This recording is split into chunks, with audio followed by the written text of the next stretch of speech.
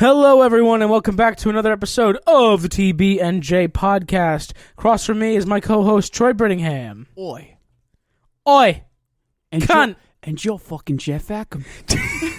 I hope that doesn't continue through the episode. It will not.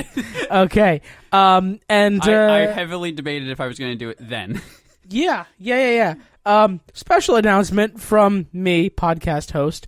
First of all, the Braves lost 4-14. So, fuck the Phillies. And that's what you clicked on. As a Philadelphia-based podcast, I'm saying this now because Dee's not here to yell at me. Fuck the Phillies. I'm also saying, go to thebridgetalliance.org. That's BRIGID alliance.org.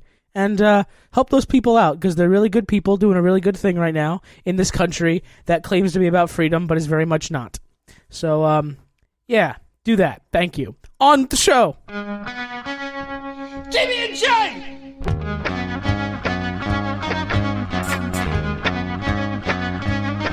TB&J!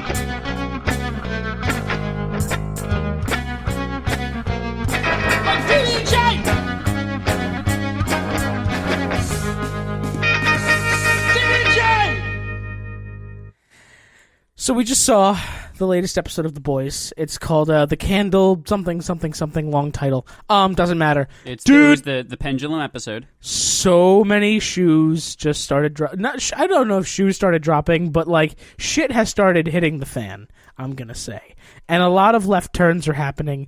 And this is almost becoming one of those situations where the source material exists, but like for all intents and purposes, it doesn't. Do you know what I mean? Right. We could just have a final episode where they're just like, we're just going to kill, I don't know, Huey. We're just going to kill, like, the star of the show. Mm-hmm. We're just going to kill off Jack Quaid because, we can. And while we're at it, why not Butcher, too? And you know what? Homelander. Let's just kill everybody. This very much could do that. So many things have changed in this episode. Just to hit on a couple of the really, really big ones. So, Butcher was given all of the breadcrumbs leading him to a character development, wishing well, and he refused to drink from it. So, that fits. Huey is... I think it's more that he drank from it and the aftertaste hasn't fully washed in yet. I think that there's still hope for him, but like I'm running out of it for Butcher. I'm really running out of it, and he's definitely one of my favorite characters in The Boys, and all the breadcrumbs were there. You don't believe in 94th chances? No, I don't. Surprisingly, no, I don't. But we have seen, in a similar vein, Huey very much trying to be the good guy and standing up to people much more powerful than him in order to be a good guy and in order to save lives. Which, I mean, that warms my heart a little bit. I'm like, oh, he's not completely dead inside. Butcher hasn't won yet. But then, like, I say that out loud, and I said it in my head during the show, but it's just like, is Butcher the antagonist for Huey at this point? I would say this season he's pretty heavily kind of that. Because, like, he's kind of the antagonist in general this season. I mean, there's 9 antagonists pretty much, but... Personally, I've been a little hard on Butcher in my head, where I'm just like... or I've been a little more lenient on Butcher, where it's like, he's playing dirty, but, like, when you're fighting literal gods, I guess, like, maybe you have to play dirty. And I was kind of, like, apologizing for him in my head, but then, like, all the other members of The Boys and Starlight who were told are like, these are the moral compasses of the show. They're all just like, nah, fuck Butcher. He's just as bad as the rest of them. And I'm just like, okay. So this is the Batman dilemma, right? Where it's like, Batman's like, oh, if you kill a murderer, the number of murderers in the world hasn't changed.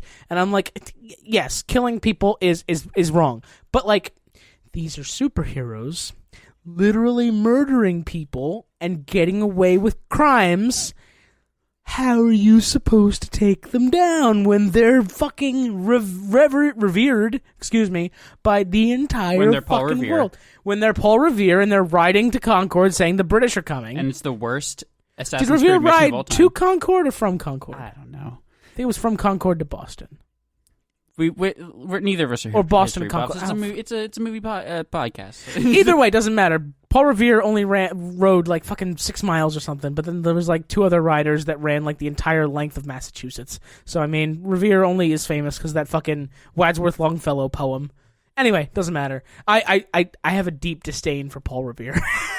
What a weird thread that we've discovered about you. What a weird fact. It's not that weird when you consider that he only rode like less than 15 miles, and you had these other guys who rode like the entire length of colonies to warn people about the British. Hey, he rode until the first checkpoint, and then he was like, I'm done. I won the Tour de France. Everyone's gonna remember my name, and then and it fucking worked because I can't remember the other guys off the top of my head. It's just what a weird thing to have a grudge about. He died 200 years before you were born. I listen, man. It just seems like a weird thing to be stuck on. It was from Concord to Lexington. I just want to make that point very, very clear. Also, fucking who gives a shit? This isn't about the founding of our country. As much as Paul Revere might actually hate to live here now. Anyway, this is about Soldier Boy and the boys and all that fun stuff. So, let's not get political. Let's talk about the boys. Yeah, let's talk about the boys. Which, by the way, cow milking episode finally arrived, and in typical amazing fashion, he gets interrupted mid-milk drink, and he has to stop awkwardly, and it's not even like he just stops, because like, it's one thing, like with the milk bottle in season 2, right, where he warms it up and he's drinking it, and then he gets interrupted. We never see like physical milk. Yep. So like there was a little conspiracy part of my brain that was like, that could have been a fake bottle. Maybe Anthony Starr was just like playing around, maybe. But it was also like, maybe, definitely not. And then this one, when he's done with the bucket and he pulls it down, it's literally milk dripping down his chin. And I'm just like, this is gross. Also, we gotta hand it to maybe the best face acting in Hollywood right now. Anthony Starr? Yeah. Which I like to correct, because D always says Anthony. It's Anthony. Right. Okay, I just want to highlight that real quick. Yeah, for idiot, everybody in the back, it's Anthony stupid Starr. idiot. Anyway. Yeah. Every single time, like, he has so many faces, and like when he's milking the cow, it's like such a ridiculous face where like anybody else would be like, this is the stupidest fucking thing. But like, yeah, he sells that he like has some problems. I genuinely, in my heart of hearts, believe that Anthony Starr has been absolutely robbed of an Emmy 3 years in a row now for his portrayal of Homelander. Anthony Starr is such a brilliant fucking actor. And every time he's on screen making faces, I can tell exactly what Homelander is feeling by looking into his face. And I can even see, like, when he's scared, but hiding that he's scared. Like, Anthony Starr is so fucking brilliant. He is so fucking brilliant. And of course he's a fucking Kiwi. He's from New Zealand, because a lot of the best things are from New Zealand, like Lord of the Rings, for example. But, like, he's so goddamn good. And he doesn't get the recognition. And this and this would be a great show without him, but it's like maybe the best show with him. Absolutely. I cannot imagine Homelander as anyone else other than Anthony Starr at this point. Which I know that sounds like terrible, but like even one of my favorite fictional characters of all time, Obi-Wan Kenobi, you can put almost any red-haired Scotsman in that role and it would probably work out okay. But you can't recast Homelander now. It's Anthony Starr. That's just who it is. But speaking of Homelander, excuse me, that was a little burpy burp. So the end of the episode is the part we need to talk about the most, right? So Homelander gets a call from Soldier Boy, because Soldier Boy learned after killing the Mind guy that Mindstorm, absolutely, that he was created from the sperm of Soldier Boy. And that's... So already the comics are taking a huge turn from... the show is taking a turn from the comics. We pretty much have full confirmation now, 100%, despite any of Dee's conspiracy theories, that this Noir is definitely not a clone. Definitely not. Because No. he's got all the memories. Unless, like, they do something real weird, but, like, I don't... No, it's pretty much we've already impossible. seen Under the Mask. It's impossible at this point. We did also find out what exactly happened in Nicaragua via an adorable cartoon, which was also... That gets real Happy Tree Friends real fast. That's exactly what I was thinking. Oh my god, brilliant. Yeah, so Noir runs away to, like... It weirdly made it more brutal. Yeah, they did. Noir goes to like a Buster Bunny pizza establishment. It's Chuck E. Cheese. Okay, we're just gonna call it Chuck E. Cheese. No, it's Buster Bunny. It's very different. He's a beaver, you see. Buster Bunny is a beaver. No, it's Buster Beaver. Buster Beaver. Yeah, it's Buster something. Every time I saw it, I was like, "Yep, Chuck E. Cheese." the Buster Blade. The Buster place. But Noir runs away to this like pizza franchise / arcade, and he starts hallucinating the cartoon characters, and they're talking to him about how they helped him get through all the terrible things that he accidentally did as a child, like how he paralyzed a little boy, and now he murdered a bunch of people in Lagos. And they're just like, we helped you through that, we're going to help you through this. And look at these repressed memories that we're going to act out for you. And, like, we get a little background into Soldier Boy being an asshole, and he literally beats the fuck out of Noir because Noir dared to step out of his position as sidekick, or like sidekick to the sidekick or some shit. And they all kind of teamed up to take down Soldier Boy. And even then, it was practically a miracle it happened. It seems like Countess got super lucky and just gassed him with some of that Russian nerve gas to knock him out, and then the Russians took him and left. And, like, I'm wondering, was that part of Vought's plan to, like, give the U.S.'s biggest enemy their most powerful superhero at the time and just say, here you go, have at it, do whatever you want? I feel like that's a real bad recipe. And, I mean, we got Soldier Boy that can create nuclear explosions that disintegrate people and take away their powers.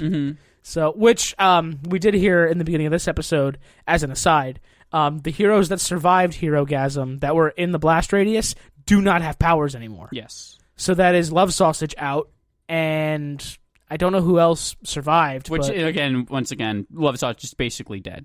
You know? Yeah, basically. I mean, his dick was burnt up. How do you go on? You just don't. It's GG's. I'm sorry. Yep. You just kind of move on. I know Termite died because Homelander stepped on him. Yeah. And, like, deliberately stepped on him. That's true. He does say that they killed, 7 people? 7 soups. Yeah. So, and the rest don't have powers. Now, here's a question. If he didn't kill Termite, would he just have been small forever? Oh, shit. If he didn't have powers and he was small, would it just, the powers wouldn't be to grow again? Maybe? That's I almost wish they didn't kill him now. That's a reality I hadn't thought of. I almost wish that they didn't kill him now, if that was the... Hey there, I'm gonna help you guys fight Homelander, because he's a dick! and Soldier Boy sucks! And then they step on him. Ah! Can one of you pick me up and put me on the table? I'm hungry! Yeah, but what I was saying was, like, he mentions that, like, 7 people died in the explosion, but, like, are they counting Termite who got killed by Homelander? I don't even know, man, but I certainly hope so, I guess. I mean, we know statistically a lot more than 7 died. He just had 7 soups. And he delivered that speech to a captive Maeve who's at Vought Tower in the basement, I guess, in a super thick cell. And Homelander reveals that he's keeping her alive to harvest her fucking eggs. Yep. And create super children with those eggs and his sperm. So that's fucked up. And he was like, whether you die accidentally or on purpose, I'm gonna have those eggs. And it's like, okay. Okay. Okay. I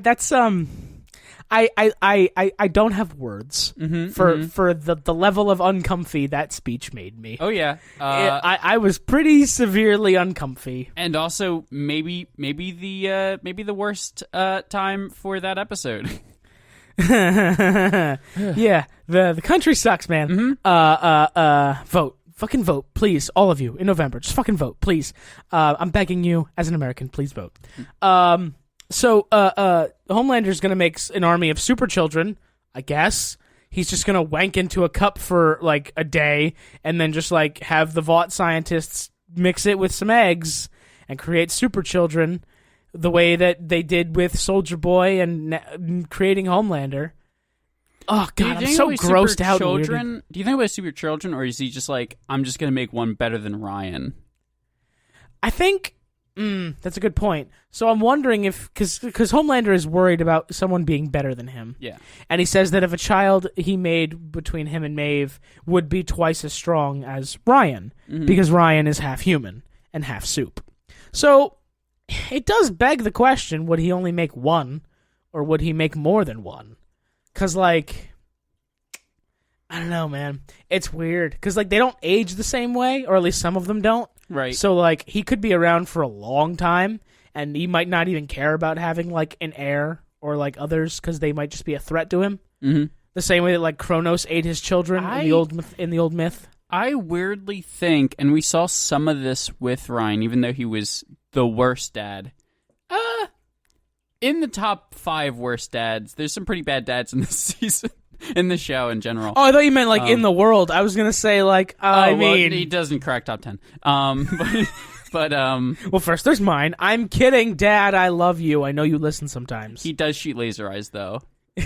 My dad? Yeah, your dad does shoot laser eyes, and that is that is problematic. Well, that's a new development. Yeah. We wanted to tell you when you're older. I said you make a better door than a window. Bzzzt.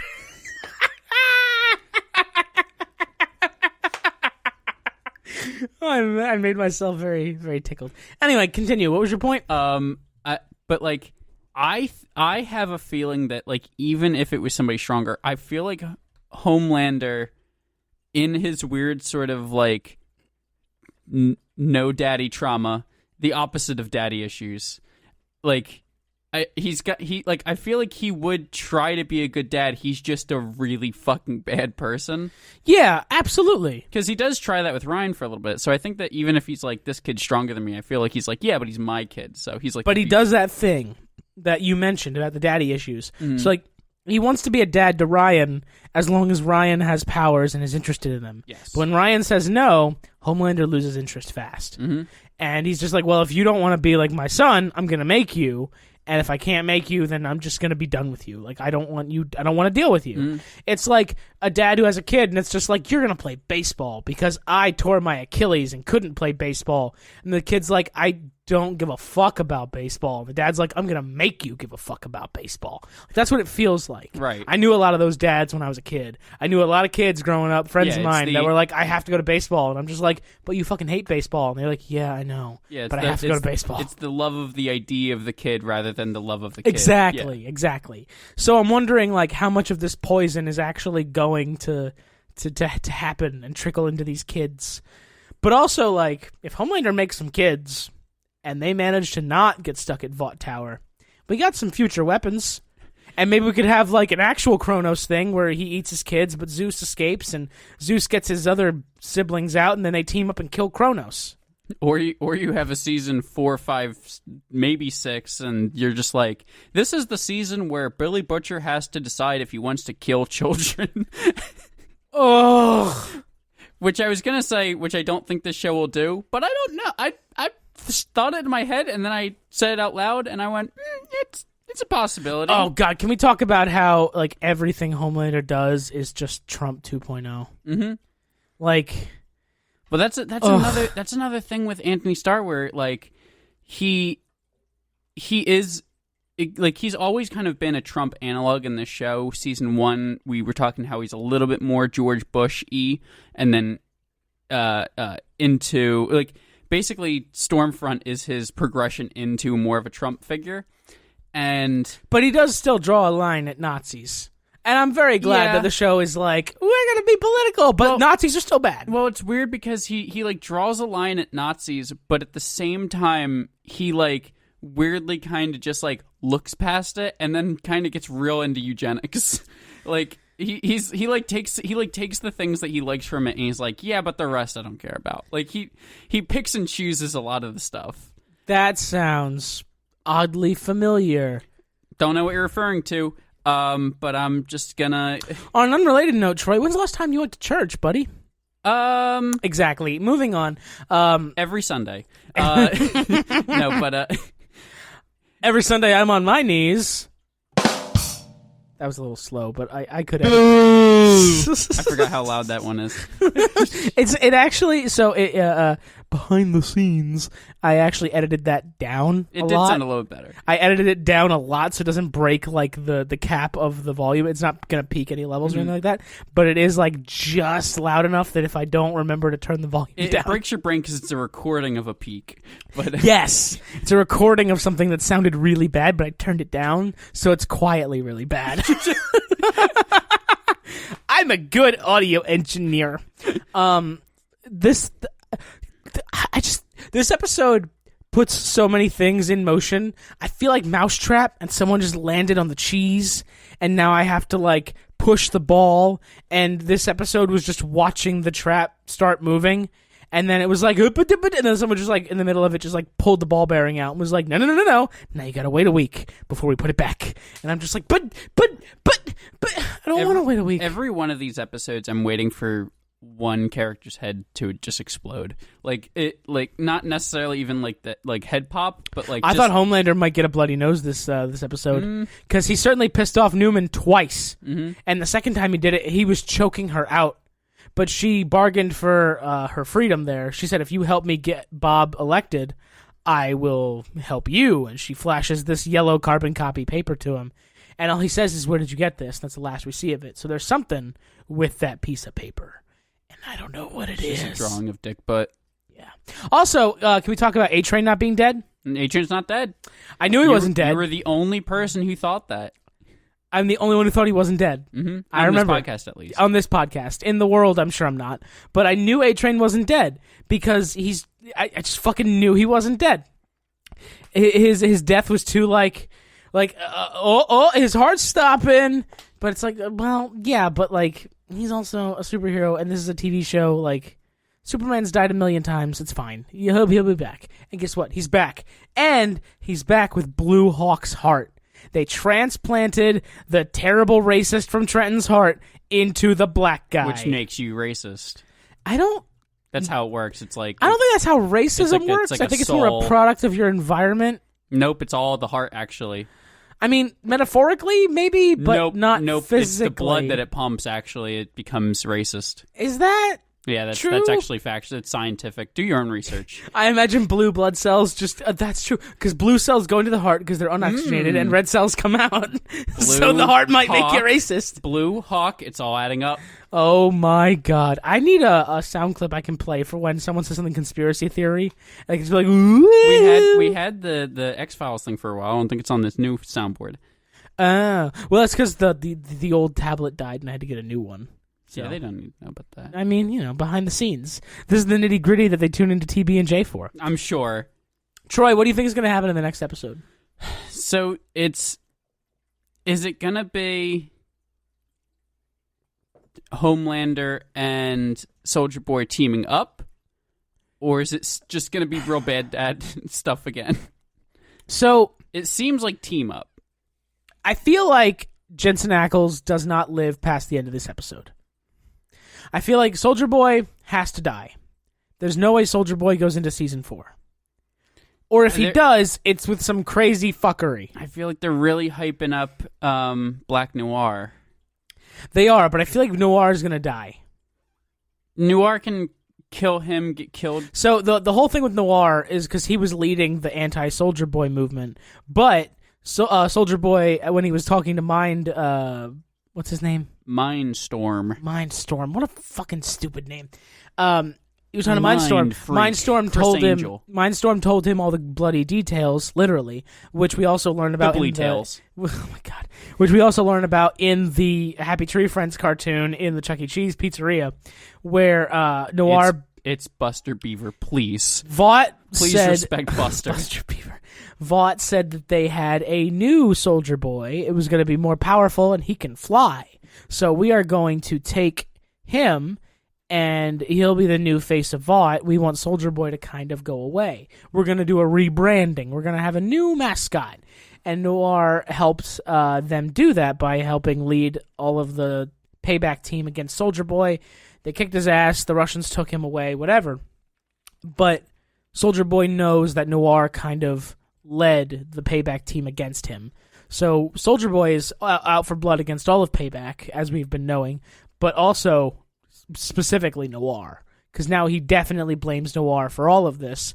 But does he blame Vought? What do you think? Because my first thought when he called Homelander at the end of the episode was that, like, Vought made you from me, and they made me disappear. Well, he figures out in this episode that Vought is the gave him the go ahead, that because he didn't he was, but that's what I'm saying. Like, he knows that Vought is like the bad guys behind making Soldier Boy get kidnapped by the Russians. So, like, my first thought when he called Homelander was, hey, you and me team up, let's just take down Vought. Because they suck as a whole. But that's not really how the conversation went down, because Soldier Boy was just like, if they had just told me what was going on, I would have willingly let you take over, because what father doesn't want that for his son? And Homelander is just stunned and scared. And at the same time, I think he's thinking, well, if Soldier Boy made me and I'm super powerful, I can make kids that are going to be even more powerful, and they'll take over the world. But also, he's, like I was talking about, he has the opposite of daddy issues. Yeah. And he's got anti-daddy issues, because and Vogelbaum was a terrible dad, but a great scientist, apparently. I can very much see him just being like, hey, can we, like, go outside and play baseball? Like, just toss the ball around for just a little bit. Yeah, I hope so. I know last time we saw each other, we fought we fought each other with a bunch of naked people around, but Also, can we talk about Soldier Boy just, like, standing on the bed masturbating while two really old ladies are naked and also masturbating? Yeah, there was a little bit of that, yeah. That was really weird. That's all. That's all it is. That was weird. Also, apparently to treat his PTSD, Butcher just keeps buying him trash bags full of weed. So they just keep treating his PTSD with just mountains of marijuana that's definitely legal and medicinal. I mean, this is sort of the everybody has PTSD episode where, like, they go into, like, Butcher's flashbacks. They go into where Butcher blames himself for the suicide of his little brother, which is the background we got for that interaction they had with Butcher and his dad in the first season. So we understand all of that now, and goddamn. Then we have them literally stating. I also liked the interaction where they say that Soldier Boy has PTSD and Soldier Boy only ever refers to it as shell shock. Yeah, because it's the age gap.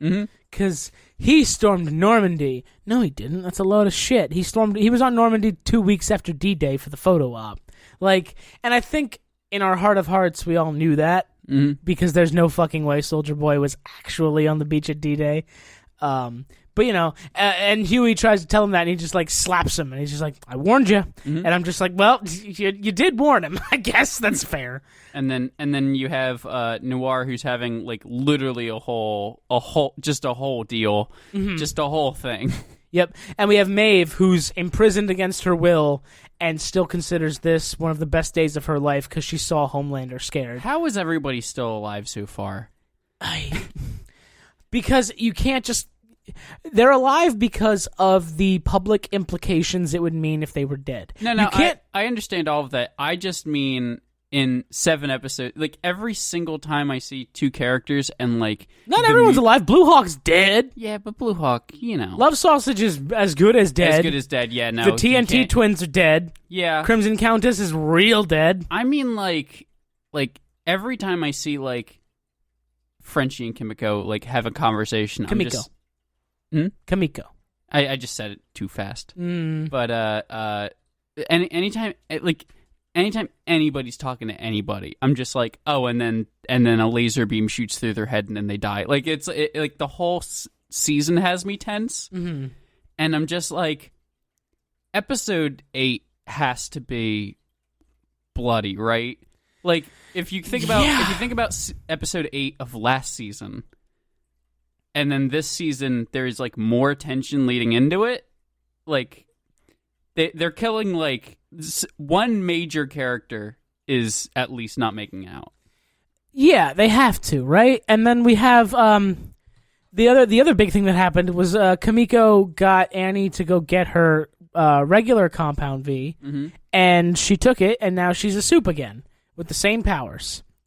All the cuts and shit on her face healed up just fine, and she is now back to regular old Kimiko. She's gonna rip faces off people and put dildos through your face because that's what Kimiko does. And the big sort of deal of that was basically like she wants to be able to protect Frenchie, but the like kind of more importantly was it's not forced on her as a child as much as she said now this time it's my choice, yeah. and I think that matters. Yeah.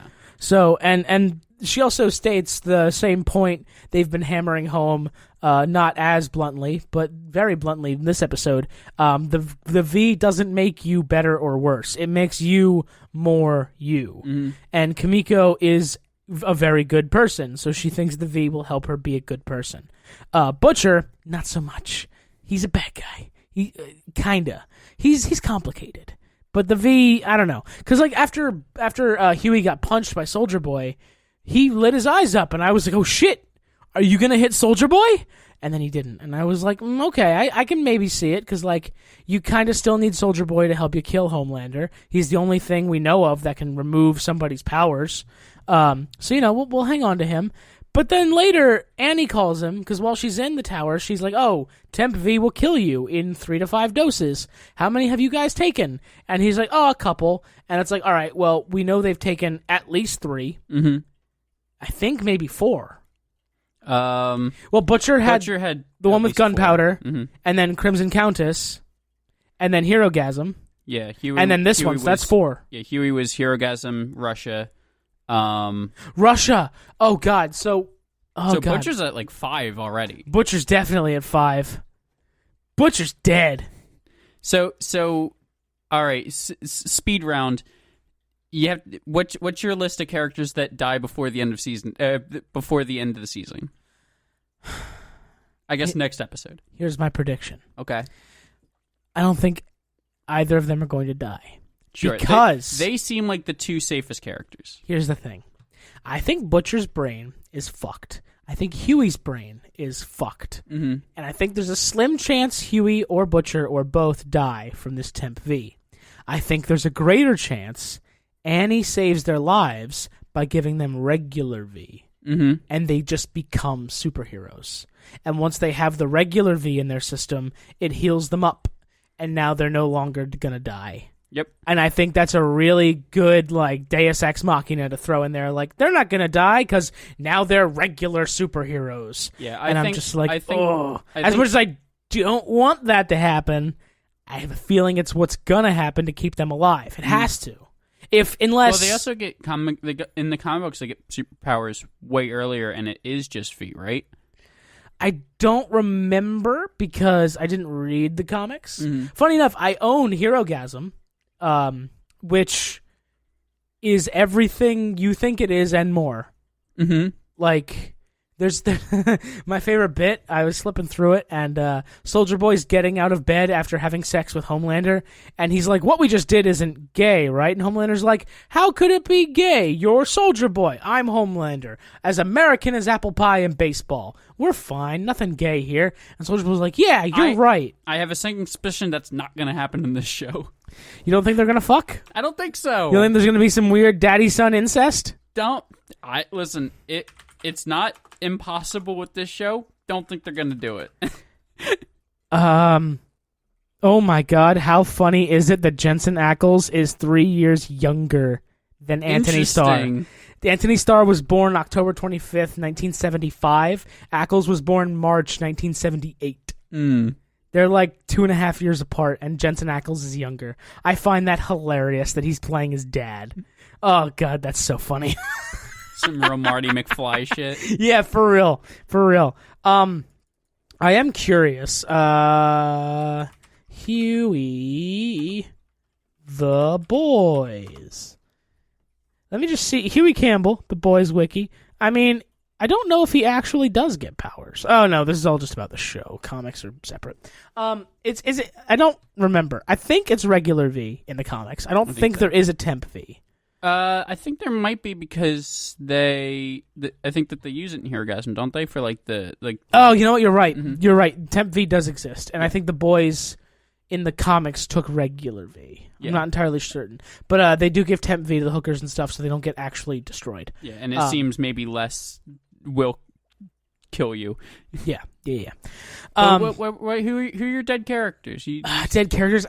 You only said who isn't going to be dead. I do think that Huey, Butcher, Homelander are the three safest characters, in my opinion. They have to be, right? Yeah. They're the faces of the show at this point. I think Annie is safe. Okay. She literally stood up to Homelander and got away from him because she was live streaming. Mm-hmm. I think she's got that pretty nailed down. I think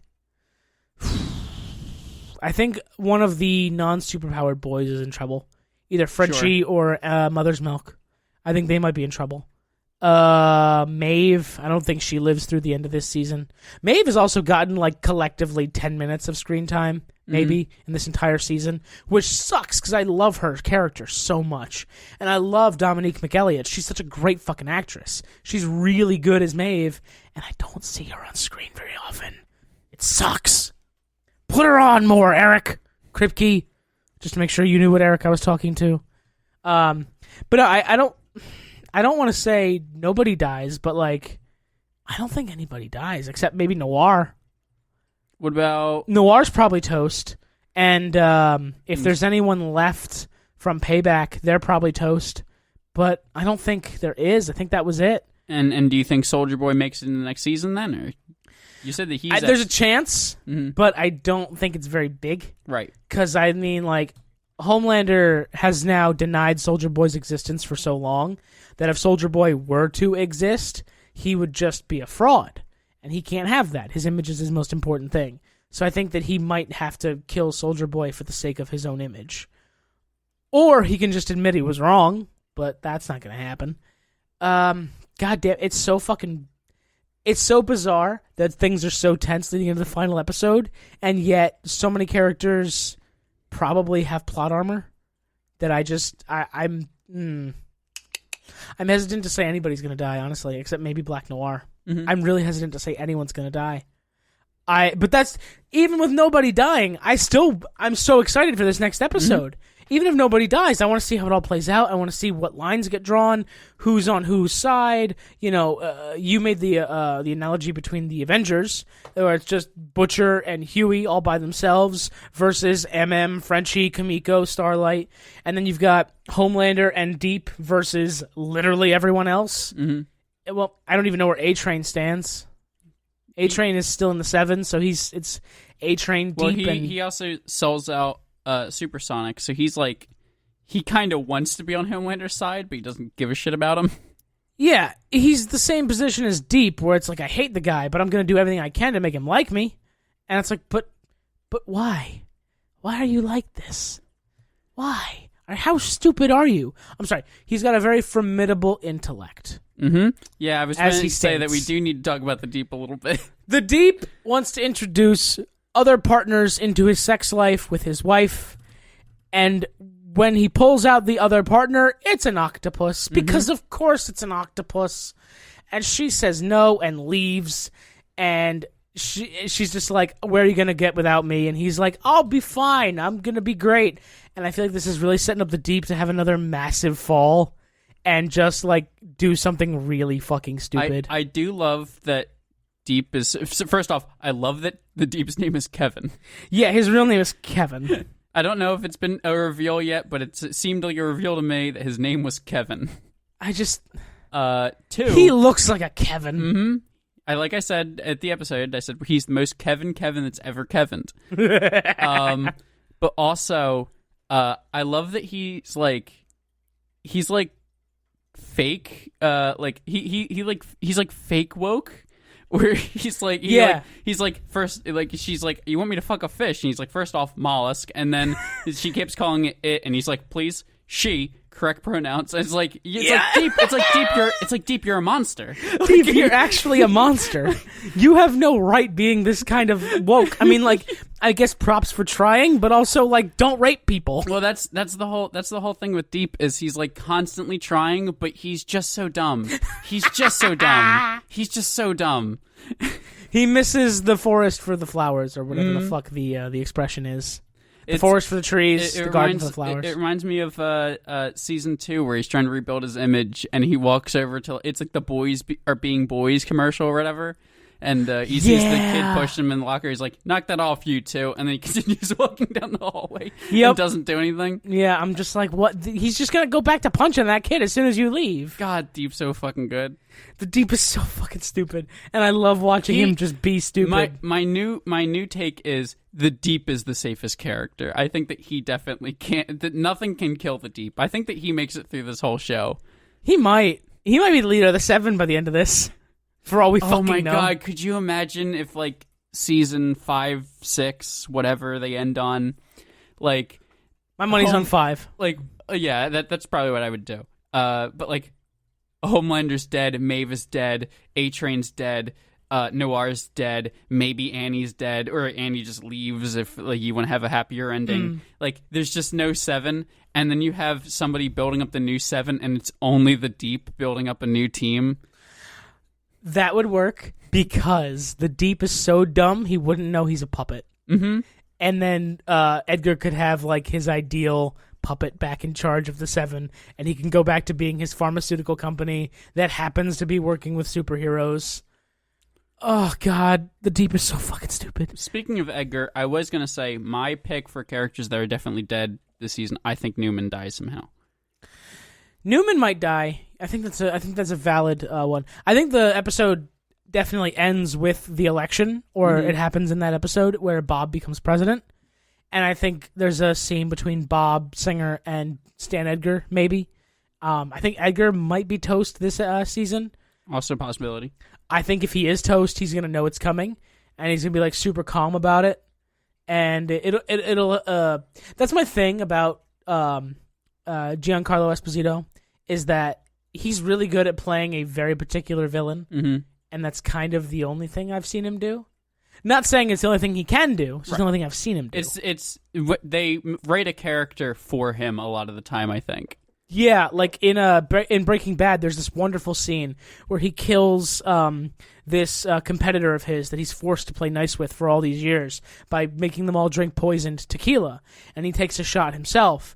And then after they all start drinking and partying, he excuses himself to the bathroom, and he very calmly just closes the door, turns on the tap, takes off his suit jacket, folds it very nicely, puts it on the counter, puts a towel down on the floor, kneels on it, and then proceeds to force himself to vomit up the poisoned tequila. And it's this, like, really calculated scene up until he has to do the thing. And I'm like, that's kind of his MO, Esposito, and I really want to see how that plays out with Edgar. Because, like, so far, it's just been a lot of scenes where he's trying to be intimidated by Homelander or something, and he's just like, no, bitch, let me tell you how it is.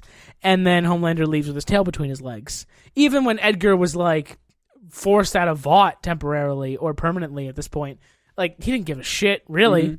He was like, Newman did this. She's playing an angle. I respect that. And then he just went back about his day, and it's he's just done. It's sort of just like business is business. Yep. He's very, very calm and calculated. And I would love to see the end of his arc. I imagine it comes up the end of this season. If not this season, then I don't know what they're doing with that character, because they've essentially written him out. It's just a matter of actually killing him at this point. But if they kill him, it'll happen with some arc with Newman. And maybe her daughter's involved now that her daughter has powers. That's true. We don't know what those powers are, but we know that Newman gave her V. So who fucking knows what's up? God, fucking Homelander saying that Annie and her home for runaway teens was secretly child trafficking. Like fucking Pizzagate bullshit back when Hillary was running for president. It's a little too on the nose, man. It's a little too on the fucking nose. And I gotta say, when the election happened and everything like that, and then this show was coming out, and it was coming out so late into this year, I I was looking forward to a season 3 where Trump wasn't president because I was like, the looming threat of everything will be slightly farther in the background, and turns out maybe not so. I mean, we might have Trump as president for season 5 when that happens, Also, because very, he's definitely running cool. again. Very cool, very cool. Yep, super cool. Our country is the best on earth. Don't let anyone tell you otherwise. That's why so many Americans are waving their flags upside down. Yeah, I mean, just because they like the way it looks. Yeah. That must be Happy what it 4th of July. Jesus Christ. I don't even want to celebrate the 4th of July, man. Anyway, that was it for The Boys, episode 7. Also, MM punches Todd. MM punches Todd, and rightfully so. Good for him. Yeah. Todd needed a good fucking punch. Let's be honest here. All right, now we can end the episode. Yeah, can we end the episode? Yeah. What the fuck is it actually called? Here Comes a Candle to Light You to Bed. What an odd title. Anyway. Weird title to come right after Hero, guys. If D were here, he'd be like, guys, that's actually a reference to a Mark Twain novel. And I'd be like, I don't fucking care. Shut up. Put your fucking master's degree away, you fucking nerd. I would have nodded and agreed with him until we moved on. Yeah, because you're a fucking simp. Simp? No, you're a cuck. I don't know. I got my insults mixed up. You're not a simp for D. Although, if he ever listens to this podcast and he's not on it, I would love to have him come back. Don't mention it to him. Don't mention it at all. And then we sit down next week for the finale of The Boys. Let's see if he brings up that you're a simp for him. Does he know what that means? He might. He's not exactly hipping with it, but he's enough to know big things. And he does. He doesn't have many years left. I don't think, Like, he's getting up there. Not the way he drinks. Have you seen... I don't want to be his doctor. I can't imagine what his liver looks like. Jesus. I was just talking about, I mean, if you looked like that, you would drink, too. Well, yeah. That's also true. This just became the Shitting on D podcast. Yeah. I mean, I'm just worried about him, Like, when you're pushing 80, it gets really hard. Sometimes when he tries to, sit down in his chair, it takes him a while. Like, we try to... Troy, we can't end the podcast yet. I forgot one very important thing. Mm-hmm. Longtime listener, good friend of the pod, David, has written in some questions about Obi-Wan Kenobi that I've asked you to answer, and you did not answer them in an email, so we're answering them on air. Please explain to me the answers to these questions that I am so very prepared with that I actually have them up right here in my hand. Interesting. Yeah, because I know, see right? you scrolling through your phone at the That's moment. not true at all. So, how come the Empire doesn't arrest or kill Bail Organa now that they know he's in contact with Kenobi? I don't think he... I texted you about this. I don't think that he did know that they were in contact with Kenobi. I know you texted me, but you didn't tell Dave. Yeah. Well, I'm and Dave is a longtime listener, friend of the pod. Spinning my wheels so I can think. But I'm pretty sure that they don't figure out that he's I'm on board. I'm pretty sure that Reva's the only one who knew because she had the communicator, and Vader and company had already left by the time she found it and turned it on. Also, I watched a bunch of Rebels recently, and Bail Organa's in a bunch of episodes, and Leia's in an episode, and it seems like she's still doing things covertly as a young adult, so I don't think that they know any of that. Also, Obi-Wan acknowledges that his friend is truly dead, but then refuses to finish the kill. It made sense in Revenge of the Sith because he would have no idea that the Emperor would find Anakin's corpse and save him. But why didn't he finish Darth Vader here? I think it just depends on if you buy that he still can't do it to his friends. And yeah, I can buy people not buying that, but it's also harder when the mask was broken and Anakin was literally looking into his eyes, and you saw the blue of Anakin's eyes, and it's just well, I can't do it. You're still Anakin to me, at least. They could have maybe thrown in one scene or something like that, or one shot of him not wanting to do it. But I also firmly believe in that moment, Obi-Wan did not have it in him to do that because part of him still believed there was good in him and wanted him to see Luke at least and Leia. I think part of Obi-Wan really wanted to believe in the redemption arc for Anakin. And then last question, why doesn't Leia seem to care about Obi-Wan's death in A New Hope? And this is a question that I can't fucking stand because I've heard it a million times. And it's just fucking Leia's dealing with some shit, guys. All right? She's taken prisoner by the Empire. She just watched her home planet and everyone she ever knew and loved get blown up like moments before. And even to be fair, they don't even really deal with that grief very well in the original movie. Exactly. And I mean, that part of that can be chalked up to it was 1977. Female characters were not written especially well. But Leia, she was dealing with some shit, and she had a rebellion to lead, and she had to put on a brave face and lead the fucking rebellion. Yeah, you don't know that she didn't like run in her room by herself and cry endlessly. Yeah, the real answer is it's just kind of retconny, but it's fine.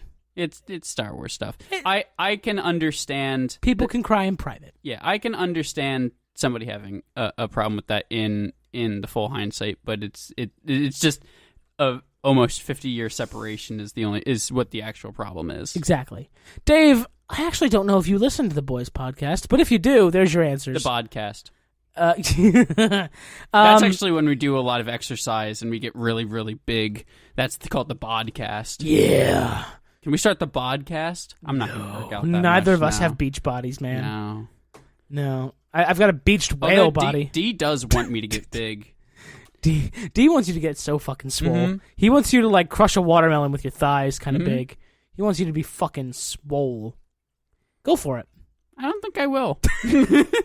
All right, Captain America. Well, that's the end of our podcast. If you liked what you heard, please leave us a kind review on your favorite podcasting platform and tell your friends about us. Tell your coworkers. Tell your dog. Tell your cat. Tell your sworn enemy. Tell them all to listen to TB&J.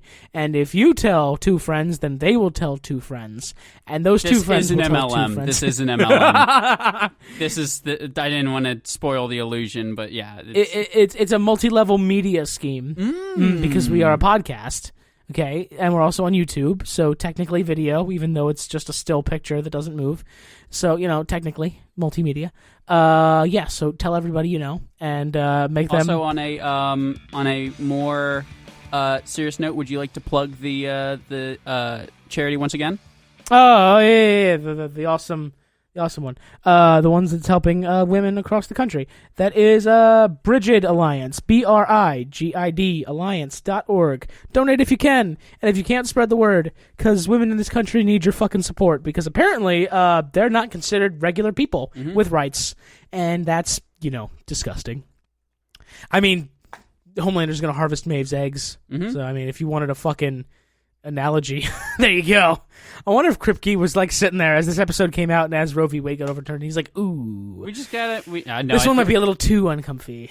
I think that he did like an ooh and then like a ah and then like a ooh. Like I think that he's kind of excited that it came out at the same time. He seems like somebody who'd push the envelope a little bit. Oh, absolutely he would, but at the same time he's like, maybe nah. This is probably fine. And then it plays out, and he's like, "Oh, we should just make women legally guns." On that note, I don't have anything to add.